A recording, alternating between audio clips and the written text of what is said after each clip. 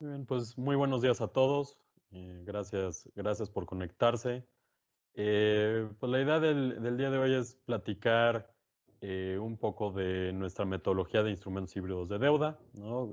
Como saben, yo soy Pedro Latapí, soy director general de análisis en la calificadora HR Ratings, y pues un gusto estar aquí con ustedes.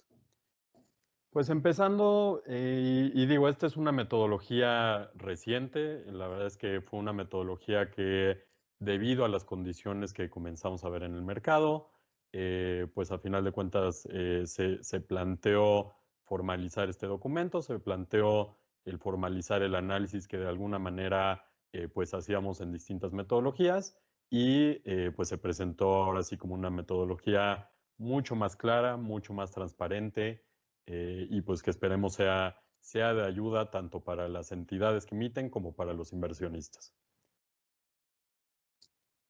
Entonces digo, y primero nada más para darles un overview de HR.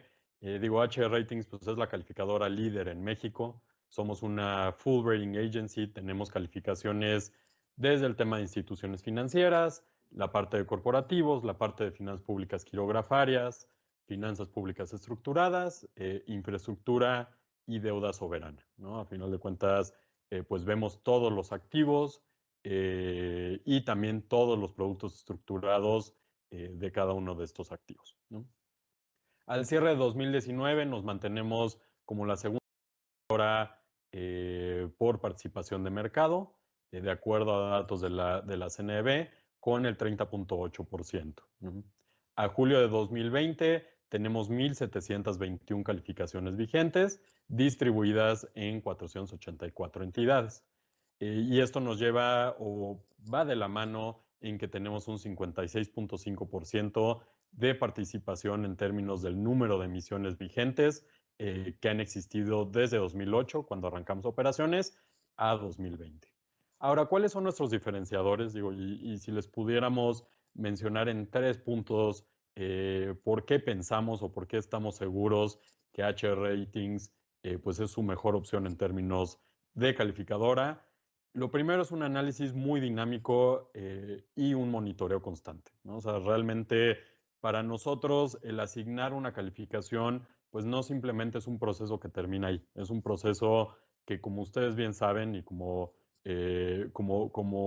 funciona más el día de hoy o el mundo de hoy, pues es algo que requiere un monitoreo constante, que cada mes, cada trimestre o cada vez que exista nueva información, pues ahora sí que nos sentemos y volvamos a revisar, a final de cuentas, que los drivers o que la información que consideran nuestras calificaciones, pues sigue siendo la más vigente y la más completa, ¿no? En términos, el segundo punto, una transparencia total en todo lo que hacemos, ¿no? Esto se ve a través de nuestros reportes, a través de nuestros comunicados. En la página web ustedes pueden entrar a todas las calificaciones que tenemos públicas sin ningún problema, sin ningún password. Y realmente, pues esto habla de la transparencia que es parte de nuestro ADN, ¿no? Y también viéndolo a través del tema de metodologías, todas nuestras metodologías son públicas, tratamos de ser lo más transparentes en términos de los drivers que vemos para las calificaciones, de cómo entendemos cada uno de los activos, cada uno de los sectores y cómo ello impacta en el análisis que hacemos.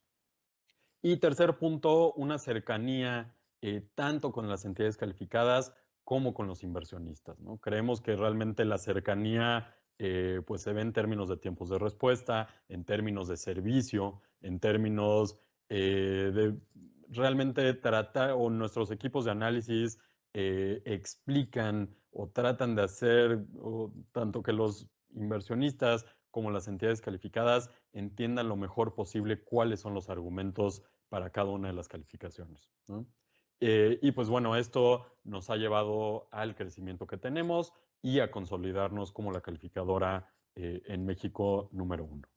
Y por último, pues tengo ahora sí que el honor de poder ver en el día a día un equipo de análisis conformado por más de 50 analistas con un alto grado de profesionalismo y conocimiento de cada uno de los ¿no? Entonces, nos hace una opción muy completa y muy robusta como área de análisis para cualquiera de las necesidades que puedan llegar a tener de calificación.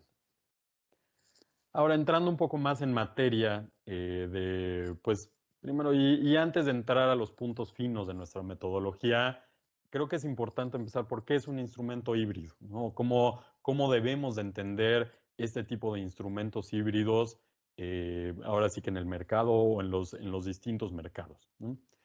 Primero, los instrumentos híbridos de deuda, pues son emisiones que incorporan tanto características de capital, como también características propiamente de deuda, ¿no? Lo más común que podemos entender o que podemos ver en un instrumento de deuda, pues es un bono que paga cierto cupón y que este cupón, a final de cuentas, existe en tanto no haya una conversión de este bono a un instrumento de capital, ¿no? Entonces, básicamente, pues son instrumentos que comienzan de manera general como deuda y por alguna razón, ya sea a decisión del tenedor o a decisión también puede ser de la entidad o por alguna característica de conversión forzosa, pues cambian, llegar a migrar hacia más bien ser instrumentos de capital. ¿Mm?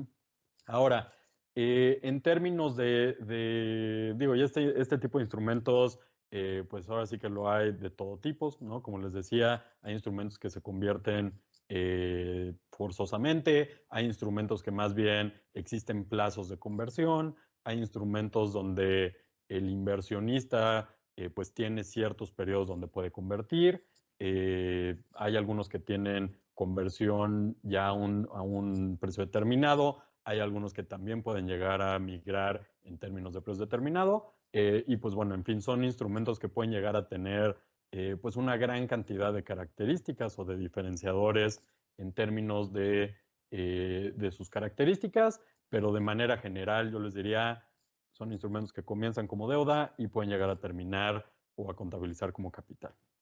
Ahora, un punto muy importante y muy relevante para nosotros es que son instrumentos con un riesgo crediticio incremental.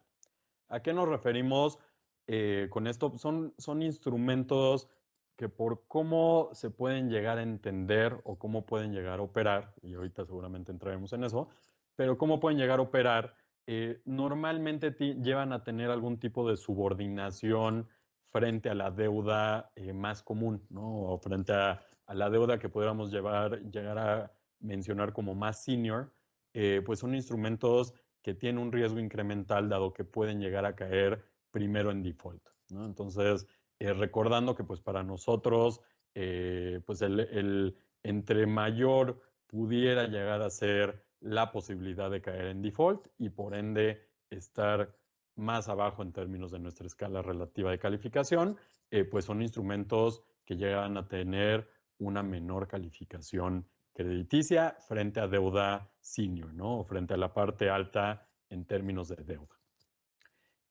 Ahora un poco también lo que les comentaba, los instrumentos híbridos pues se caracterizan por normalmente tener subordinación dentro del esquema de pagos del emisor, o sea, primero se paga la deuda senior, luego se puede llegar a pagar hasta deuda junior y después normalmente entran los instrumentos híbridos como una especie de, digo, y se consideran entre pues deuda y capital, dado el movimiento que pueden llegar a tener en términos de sus características, ¿no? Y segunda caracterización, incluyen mecanismos de absorción de pérdidas. Esto refiere a mecanismos donde en caso de que se presenten una serie de condiciones o en caso de que la entidad que las emite llegara a tener cierto tipo de eventos, estos instrumentos pueden llegar a tener una pérdida en términos de principal, ¿no? O sea, entendiendo, pues si mi inversión de principal eran 100 pesos, existen mecanismos donde si hay tal evento, pues esos 100 pesos en automático se llegan a convertir en 95, ¿no? O absorben una pérdida de 5 y por ende puede llegar a tener menos principal de con el que se empezó. Y otra vez, estos no es necesariamente que lo incluyan, pero por lo general pueden llegar a tener, pues ahora sí que este tipo de mecanismos. Y dos, también muy relacionado, pueden incluir mecanismos de conservación de efectivo, ¿no? Lo más común aquí sería, por ejemplo, el mecanismo de, en caso de que otra vez la entidad esté bajo presiones o exista algún evento que pudiera llevar a presión en términos de liquidez de la entidad, pues este tipo de instrumentos pueden llegar a introducir mecanismos de conservación, ¿no? Mecanismo, por ejemplo, el no tener que obligatoriamente hacer algún pago de intereses o no tener que llegar a hacer el pago de principal en la fecha que originalmente estaba pactada. Entonces, esto lleva a que la entidad pues pueda tener un poco más de flexibilidad en términos de su liquidez y en términos de pues los requerimientos que pudiera tener en cuanto a pago. Ahora, y una vez ya dicho cómo vemos o las características generales de los instrumentos híbridos de deuda, pues paso un poco más a la metodología. La metodología de HR tiene dos objetivos principales. El primero es detallar el proceso para calificar este tipo de instrumentos, o sea, cómo calificamos los instrumentos, cuáles son los ajustes que podemos llevar a tener en términos de la calificación de estos instrumentos. Y el segundo objetivo, que es igual de importante, es el detallar el impacto que estos instrumentos tienen sobre la calidad crediticia de los emisores, ¿no? ¿Y por qué? Porque como lo vamos a ver también, estos instrumentos pueden llegar a variar en términos de cuándo se consideran deuda y bajo qué condiciones se pueden llegar a considerar deuda y cuándo también se pueden llegar a considerar como capital, ¿no?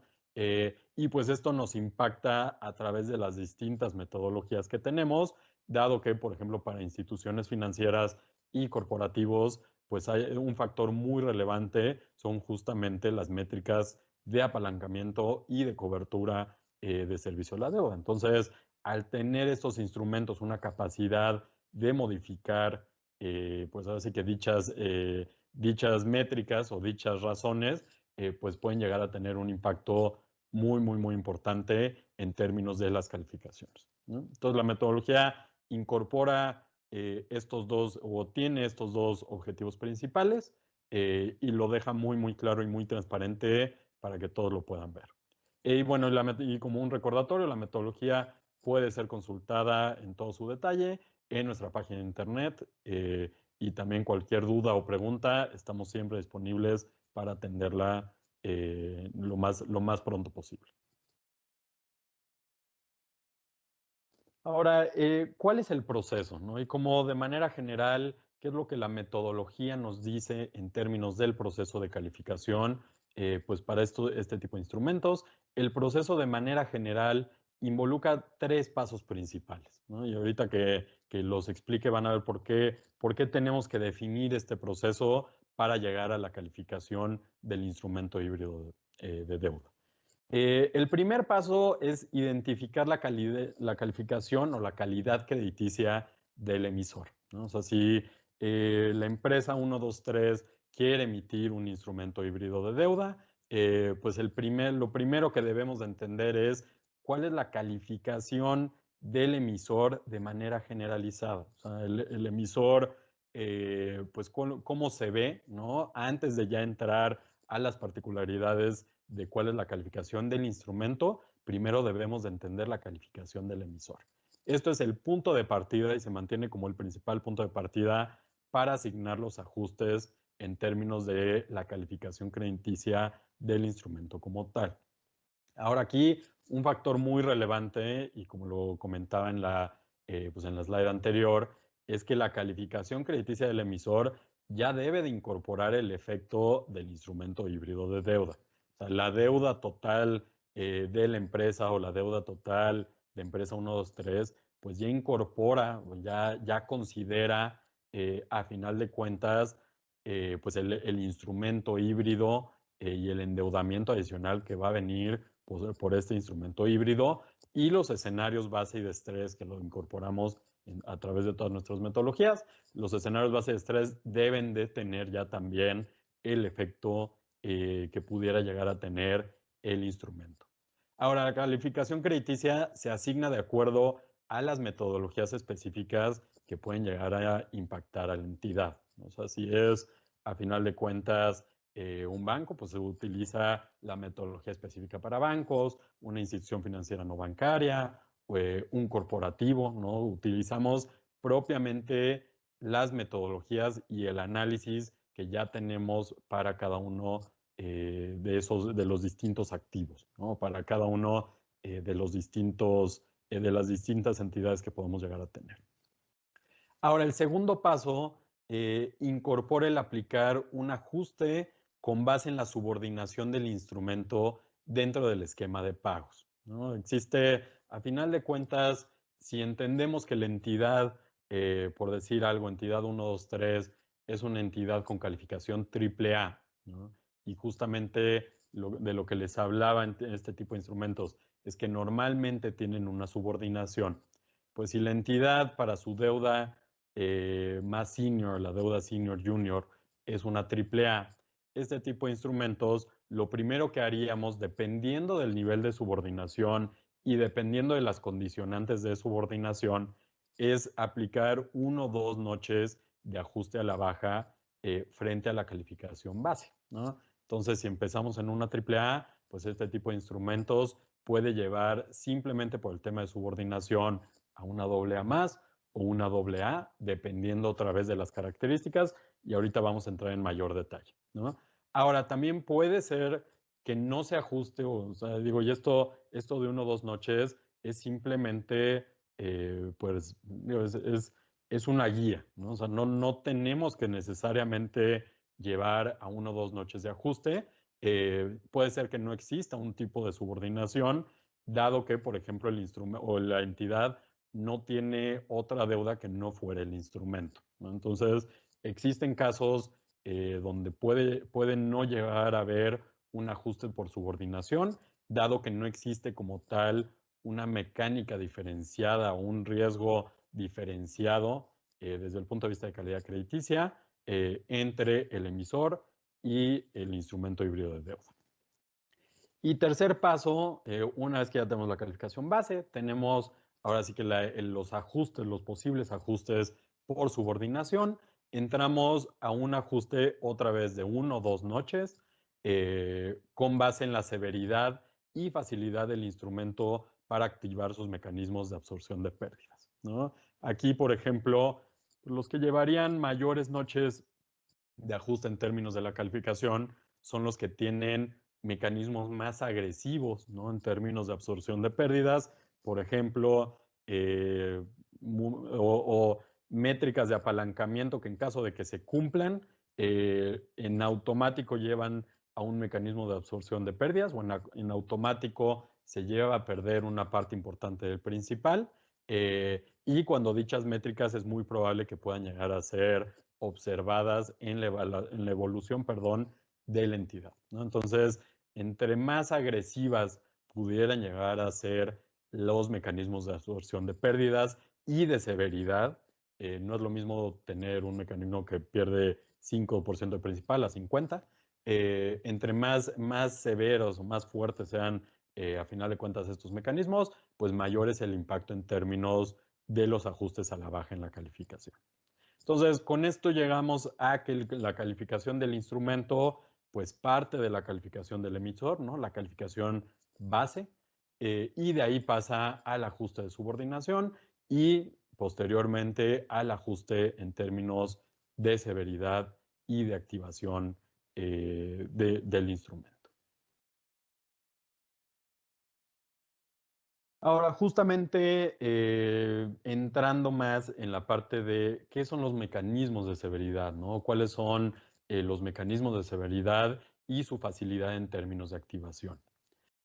Como lo mencioné, los instrumentos híbridos cuentan con cláusulas o pueden llegar a contar con cláusulas de absorción de pérdidas o conservación de efectivo que llevan a aumentar el riesgo relativo frente a otro tipo de emisiones y frente a la misma deuda de la entidad que no tenga este tipo de mecanismos.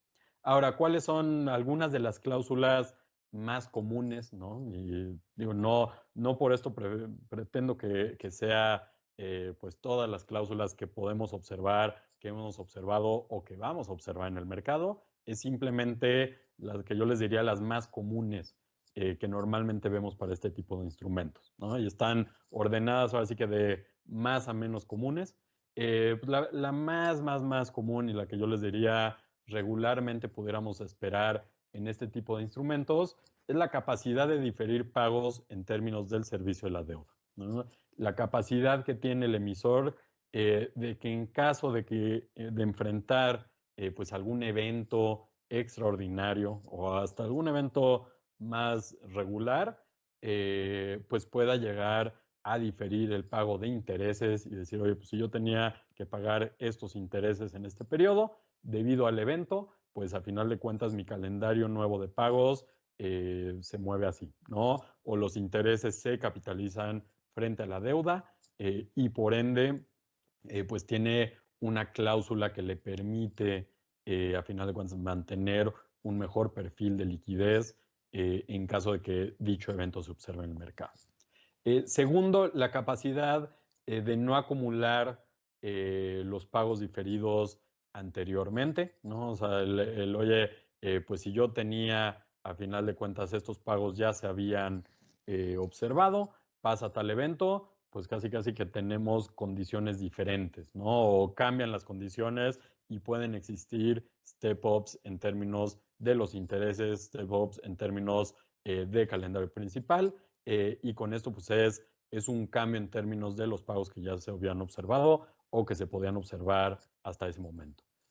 Tercero, la existencia de cláusulas que permiten u obliguen a la convertibilidad del instrumento a capital, ¿no? Esto, sobre todo, por ejemplo, para instituciones financieras, los famosos bonos convertibles, ¿no? Que estuvieron, pues vimos un auge en algunos años recientes, que por ejemplo, cuando llegaba el nivel de capitalización a cierto nivel, lo que hacía es en automático el instrumento se convertía a capital y ¿qué era lo que hacía? Pues desapalancaba la entidad y fortalecía las métricas de solvencia y por ende con ello pues reducía el riesgo, por así decirlo, que se observaba, el riesgo crediticio del banco, ¿no? Entonces, en algunos casos estas métricas permiten, como les decía, permiten esta convertibilidad y en otros son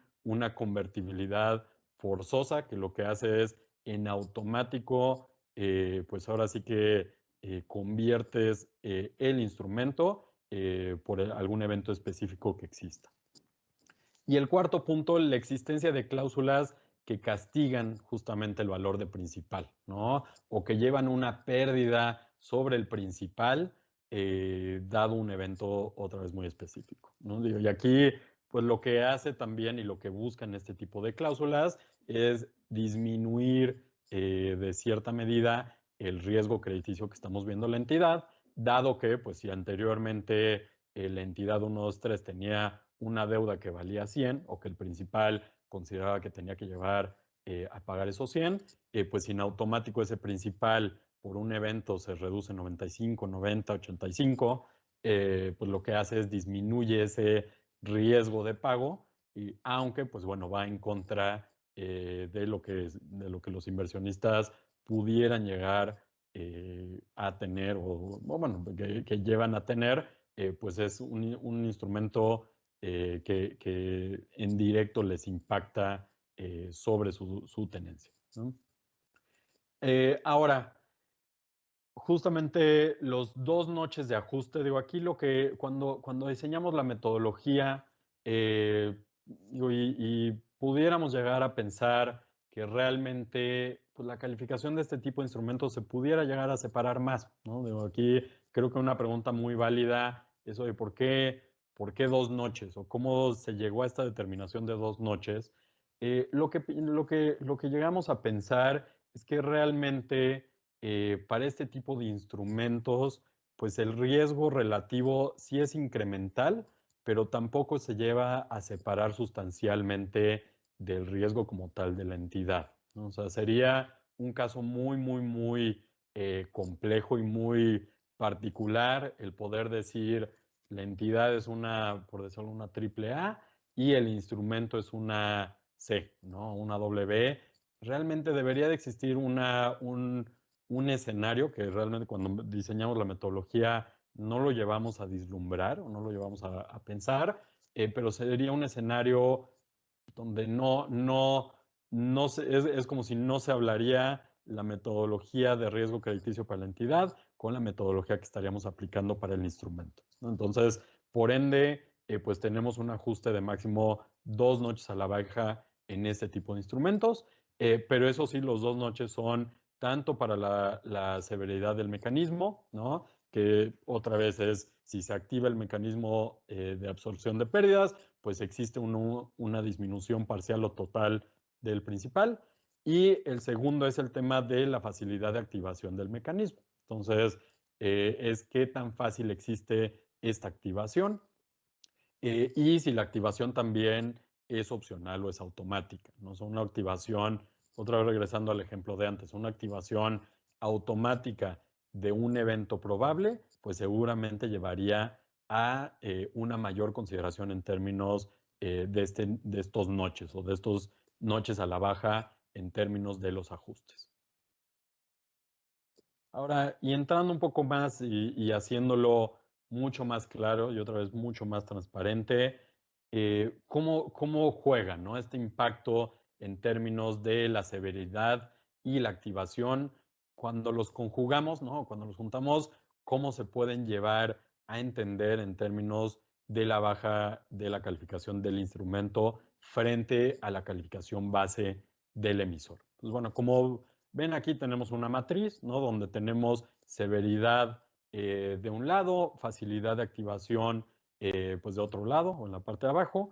Y entonces tenemos severidad alta-baja, facilidad de activación baja y alta, ¿no? Entonces, si tuviéramos una severidad alta, ¿no? Con una facilidad de activación alta también, la diferencia en términos de nocheo sería de 2 noches. O sea, la calificación con severidad alta, facilidad de activación alta, tendría 2 noches de ajuste a la baja frente a la calificación que ya determinamos como la calificación base de la entidad, ¿no? Entonces, para ser muy, muy, muy claros y muy transparentes, si tenemos empresa 1, 2, 3, tiene una calificación de triple A, el instrumento que va a emitir tiene, o determinamos que tiene una severidad alta, o sea, esto es, pierde una parte importante de principal o pierde una parte importante en términos de la obligación que tenía la entidad, una severidad alta y una facilidad de activación alta. Esto quiere, o sea, otra vez, el indicador del cual depende esta facilidad de activación se activa en automático o es muy fácil de activar, pues entonces el ajuste a la baja sería de 2 noches totales, ¿no? Ahora, ¿qué es lo que pasa? Y del otro lado, ¿no? Yéndonos diagonales en esta matriz, pues a final de cuentas, si tenemos esta misma entidad AAA, emite un instrumento, pero la severidad es muy baja, o sea, realmente no existe como tal una pérdida importante en cuanto a los intereses de los tenedores o la facilidad, perdón, la facilidad de activación es muy baja, o sea, es muy, muy, muy complejo que el mecanismo se vaya a activar, pudiéramos llegar a tener un escenario donde realmente no existe como tal un ajuste o no hay un ajuste y por ende la calificación del emisor siendo AAA y la calificación del instrumento también podría llegar a ser esta misma AAA, ¿no? Y tenemos, pues, a final de cuentas, los casos donde severidad es alta, pero facilidad baja es un notch, y el caso contrario, pues también llevaría a un notch de ajuste para este tipo de instrumentos, ¿no?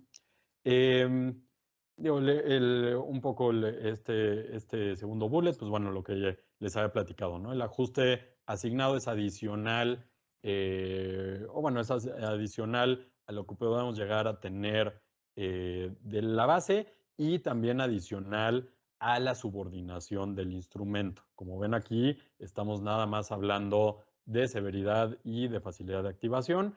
Y en los ejemplos que menciono, pues asumimos que no existe o que casi casi la subordinación para ese tipo de casos pues es mínima, ¿no? No puede llegar a existir. Pero bueno, si no, lo que hacemos es otra vez para la subordinación, que son los 2 noches de ajuste, pues se llega a tener una mayor separación entre la calificación base, la subordinación y los mecanismos de ajuste y mecanismos de absorción de los cuales estamos platicando, ¿no? Ahora, en los casos en los que la activación del mecanismo implique la suspensión temporal, ¿no? O sea, por ejemplo, y lo que platicaba de las condicionantes, cuando existe una suspensión temporal de, por ejemplo, no vamos a pagar intereses durante 2, 3 meses, durante 9 meses, o en lo que dura el evento adverso que normalmente está relacionado a esta suspensión temporal, HR mantendría la calificación asignada durante dicha suspensión, ¿no? ¿Y esto a qué se refiere? Si teníamos el mecanismo, o perdón, el instrumento de deuda calificado en una W, comienza esta suspensión temporal en términos del pago de intereses durante 9 meses, lo que vamos a hacer y lo que haríamos de acuerdo a nuestra metodología es, pues, si la calificación es de W, si las condicionantes para todo lo demás se mantienen iguales, no estaríamos haciendo un movimiento en términos de la calificación del instrumento, necesariamente simplemente por esa suspensión, ¿no?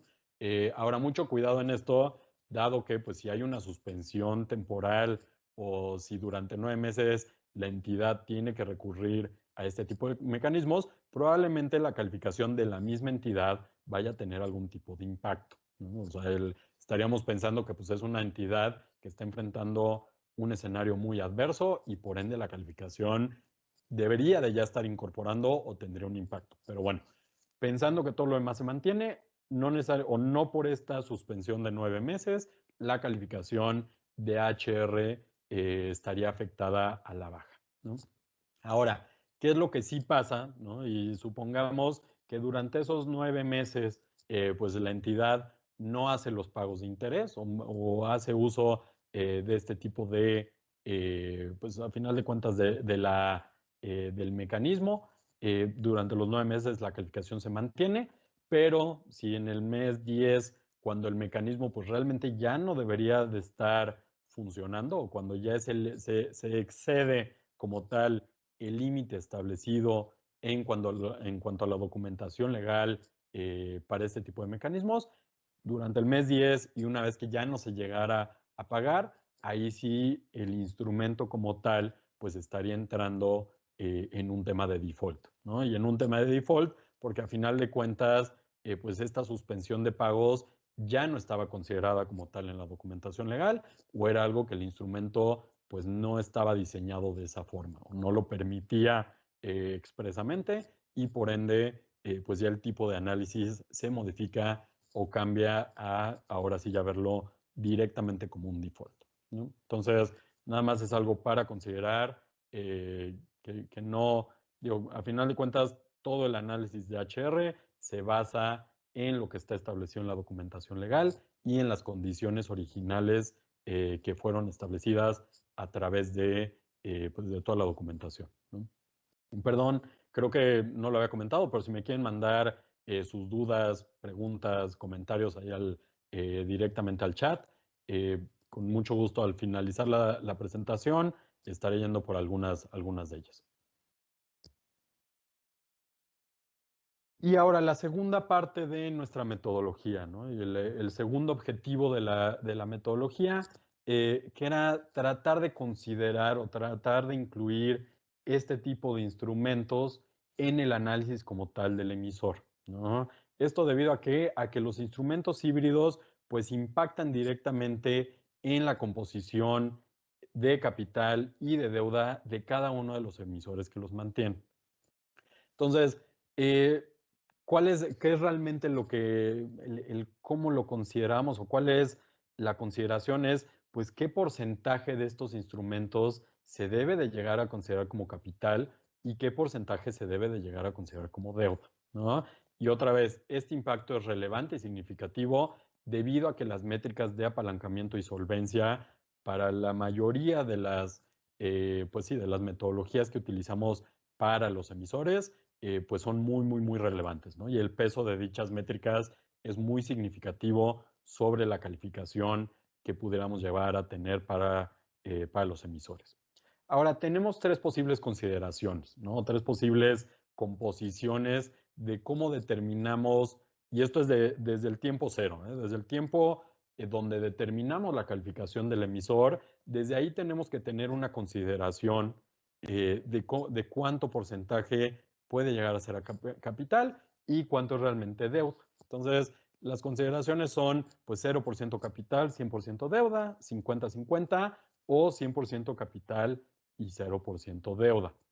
Y ahorita entro un poco a cuáles, a final de cuentas, o cuáles son la mecánica, o ahora sí que desde el punto de vista conceptual, qué es lo que lleva a esto, ¿no? Primero, los factores para determinar esta composición. Primero, la capacidad de diferir el servicio de la deuda, ¿no? Y aquí pudiera, y un poco tratando de ligarlo con el tema conceptual, es, pues, si tú tienes una mayor capacidad de diferir tu servicio de deuda y no caer en incumplimiento frente a lo que se establece en la documentación y frente a lo que nosotros vemos propiamente como incumplimiento, pues una mayor capacidad de diferimiento llevaría a pensar que este tipo de instrumentos tienen más una característica de capital, ¿no? Una característica más de realmente, pues o sea, al no ser obligatorios y al no considerarse como una deuda exigible en caso de una situación adversa, que es lo que las metodologías muchas veces tratan de medir, pues realmente pudiéramos llegar a pensar que esta mayor capacidad pues se asemeja entonces mucho más a un tema de capital, ¿no? Entonces, la consideración que tenemos en cuanto a composición es de una mayor proporción como capital de como deuda. Segundo, si el diferir pagos se considera como un evento de incumplimiento, ¿no? Y aquí para hacerlo mucho más claro, ¿no? Y yéndonos a los dos extremos, en caso de considerarse siempre como un evento de incumplimiento, pues básicamente es 100% deuda. ¿Por qué? Porque no existe una flexibilidad o no existe como tal una capacidad en caso de un evento o un escenario de estrés, pues no considerarlo como pago de deuda, como servicio de deuda, y por ende, pues la composición sería 100% deuda. En el caso contrario, donde por ejemplo pudiéramos llegar a tener un instrumento donde en caso de que no se pueda llevar o en caso de que no se lleve a cabo el pago, no se considera como un evento de incumplimiento y el pago probablemente se capitalice como parte del principal, esto se puede llegar a considerar como capital. ¿Por qué? Porque realmente bajo un escenario de estrés o bajo un escenario adverso, pues no es como tal parte del servicio de deuda, ¿no? No computa para nosotros directamente como servicio de deuda, dado que, pues en caso de que no se pague, no hay un evento de incumplimiento o de default. Tercero, también el nivel de subordinación, ¿no?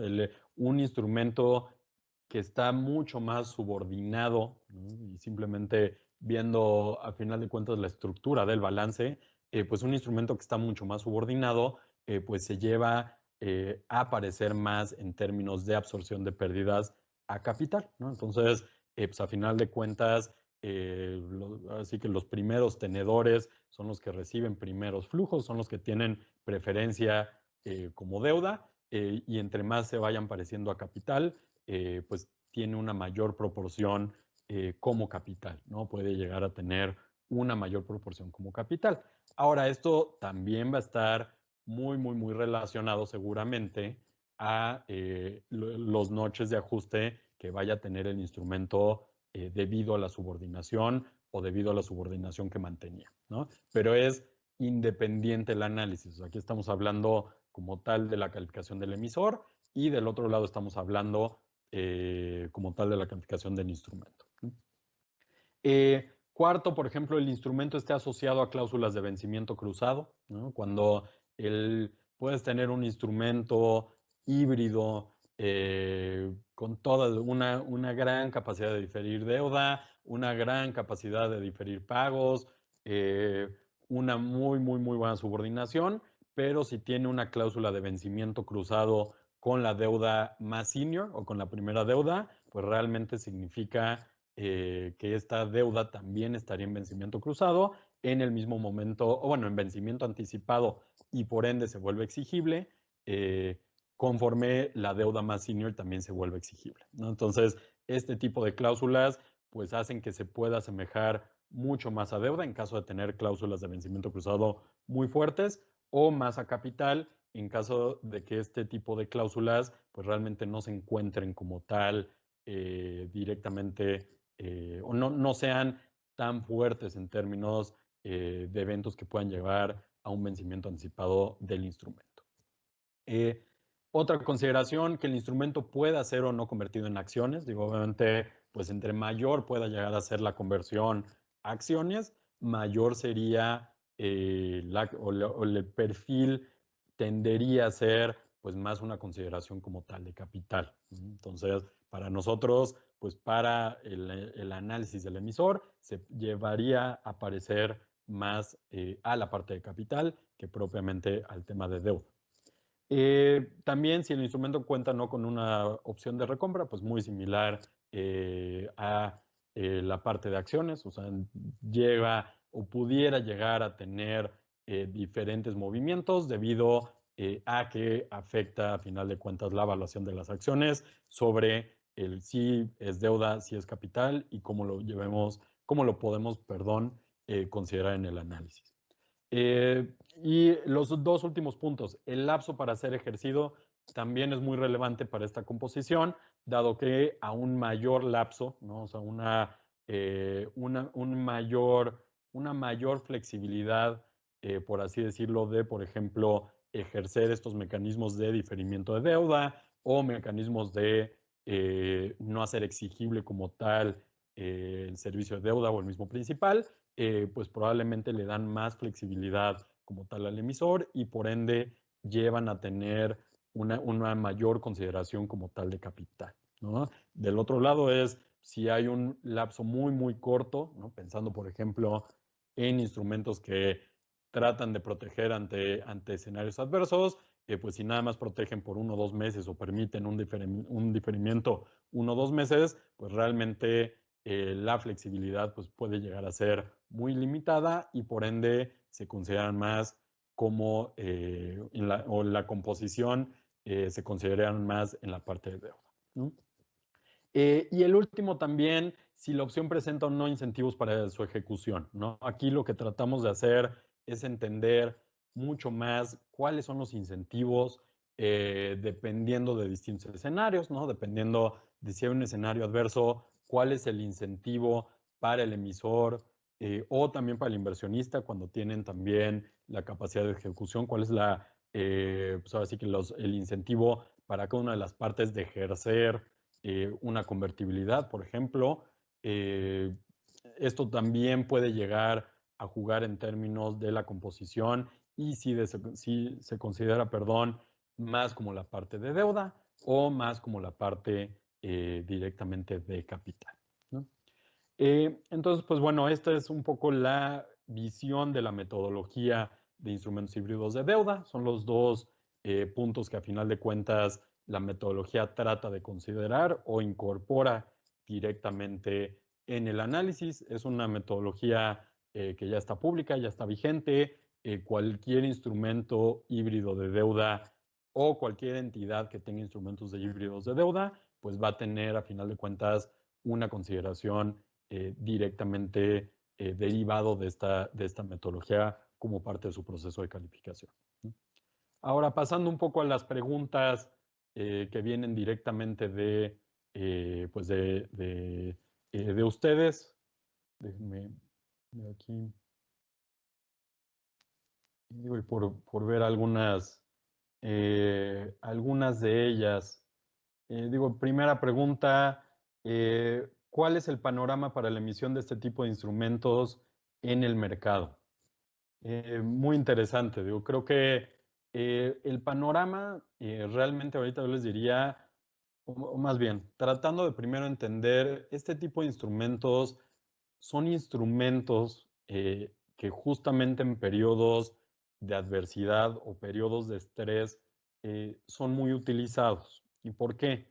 Porque a final de cuentas, para el inversionista de este tipo de instrumentos, ¿no? Puede llegar a tener la opción de primero mantenerse como inversionista en la parte de deuda, ¿no? Y por ende el perfil más de riesgo crédito y riesgo de deuda, pero dependiendo de las condiciones o dependiendo de la evolución a futuro, muchas veces este tipo de instrumentos, si los precios de la acción llegan a tal nivel, eh, pueden llegar a ser muy atractivos para los inversionistas. Entonces, son instrumentos que de cierta manera le dan la opción a los inversionistas de poder manejar distintos tipos de escenarios y no simplemente quedarse en una inversión típica de deuda o una inversión típica de capital, ¿no?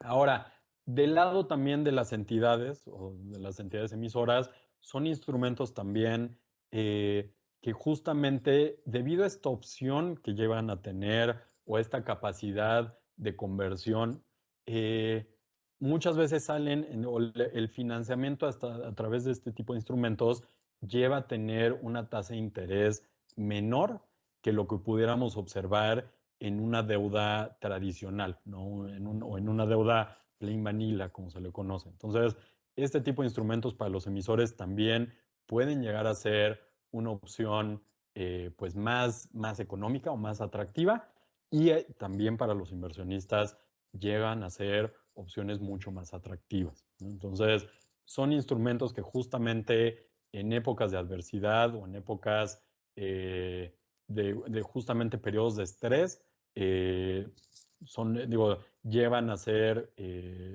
emitidos en mayor medida, ¿no? Por ejemplo, lo vimos en la crisis 2008-2009, fueron instrumentos utilizados. Posteriormente también 2011, 2012, con toda la situación en Europa, muchos bancos utilizaron este tipo de instrumentos. Y ahora, por ejemplo, en 2020 es un mercado en Estados Unidos nada más, pero por ejemplo han tenido emisiones alrededor de 90,000 millones de dólares. Entonces son instrumentos que realmente, aún en periodos de adversidad, se siguen emitiendo y siguen colocándose directamente en el mercado. Y segunda pregunta, ¿quiénes pueden ser quiénes pueden ser los emisores más beneficiados por utilizar este tipo de instrumentos? Yo les diría que normalmente los emisores o lo que pensaríamos que pueden llegar a ser los emisores más beneficiados son los emisores que están enfrentando situaciones de adversidad, ¿no? Que por ende sus calificaciones o la calidad crediticia pudiera llegar a estar mucho más impactada en el corto plazo, pero que tienen prospectos de recuperación y prospectos de crecimiento a futuro muy interesantes, ¿no? Y creo que y justamente este tipo de instrumentos, al mantenerse solamente en las calificaciones más bajas, el costo de financiamiento llega a elevarse, pero el utilizar este tipo de instrumentos puede llegar a ser una opción pues mucho más atractiva, ¿no? En términos de la tasa, debido a que le da la opción o le puede llegar a dar la opción al inversionista de una vez que venga esta recuperación, pues obviamente digo, uno, recibir los flujos de acuerdo a lo esperado, o dos, también tener alguna conversión a capital y con ello pues un rendimiento más atractivo, ¿no? Entonces, yo les diría, esperaríamos que este tipo de emisores o entidades fueran los que más pudieran hacer uso eh, de este tipo de instrumentos. Ahora, cualquiera puede llegar a tener este tipo de instrumentos, lo hemos visto en emisores desde AAA con este tipo de instrumentos, pero pensamos que, o pensaría que las entidades con menor calificación pueden llegar a ver así con mayor beneficio directamente. Muy bien, otra pregunta. Si un instrumento de este tipo deja de pagar intereses, ¿se considera en default automáticamente? No necesariamente. Aquí depende, y como bien les platicaba, o sea, depende directamente de cómo estaba establecido en la documentación, depende de cuáles eran las condiciones para llegar a este diferimiento o a este impago directo de intereses. Entonces, no, mientras esté considerado como parte del funcionamiento del instrumento y mientras esté establecido como mecanismo del instrumento, para HR no sería directamente un default, ¿no? Ahora, digo, y para ser nada más muy claros, no por eso significa que simplemente si dejan de pagar, pues no lo vamos a tener, no. O sea, tiene que ser en el periodo establecido, bajo las condiciones que se habían establecido para este mecanismo, y si entra o si se cumple lo que está establecido en la documentación legal, para nosotros no sería como tal un incumplimiento o una HRD directamente. Y una pregunta más, creo que tenemos tiempo. Si la calificación del emisor cambia, ¿cómo se impactará en la calificación del instrumento? Pues muy bien, aquí digo, y regresando a pues cómo calificamos este tipo de instrumentos, ¿no? Al inicio, pues partimos siempre de la calificación base como tal, ¿no? O sea, la calificación base, eh, ajustamos por subordinación, ajustamos por severidad, llegamos a la calificación del instrumento como tal. Si la calificación base del emisor o de la entidad llega a tener algún movimiento, ya sea a la alza o a la baja, la calificación del instrumento, en primera instancia yo les diría, va a mantener esa misma proporción o esa misma diferencia en términos de la calificación anterior, ¿no? O sea, si tenía 5 noches o 3 noches, 2 noches de ajuste debido a esta diferencia, pues la calificación, si se va al alza, va a mantener esos mismos 5 noches. Si va a la baja, va a mantener esa misma diferencial, asumiendo que ninguna de las otras condiciones cambia, ¿no? O sea, que el cambio de la entidad o el cambio en la calificación del emisor, pues no es porque hubo algún otro cambio en subordinación o en el mismo instrumento. O sea, asumiendo que no existe ninguna otra consideración de cambio, el diferencial se va a mantener. Ahora, algo sí importante en términos de los ajustes a la baja. Digo, como ustedes saben, pues la escala de calificación, que es riesgo relativo directamente, pues lo que tiene es la AAA en la parte más alta, AA, A, triple B, WB, C y últimamente o en la parte más baja, una HRD. ¿Qué es lo que pasa? Que o en caso de que hiciéramos ajustes a la baja, ¿no? Pensando en que la entidad pasa de una W a una B o a una C, ahí puede existir o puede llegar a existir cierta compresión en términos de la calificación del instrumento. ¿A qué me refiero? Si la entidad pasa de una B y tenía 2 noches a una C, pues ya realmente la escala pudieran ya no llegar a darnos en términos del diferencial y puede existir algún tipo de compresión entre la calificación de la entidad y la calificación del instrumento.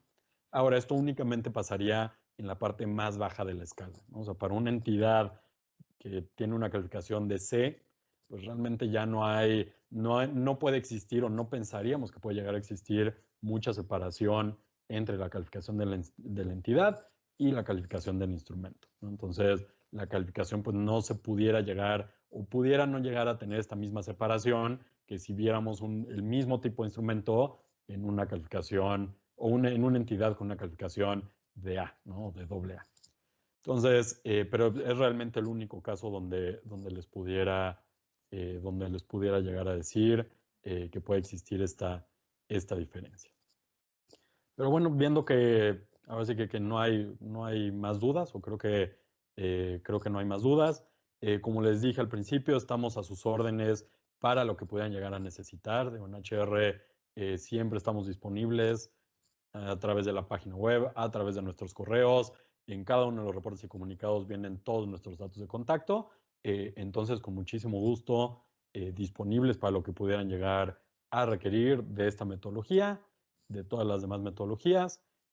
Muchas gracias también a mí por la invitación, y pues seguimos a sus órdenes para lo que pudieran necesitar.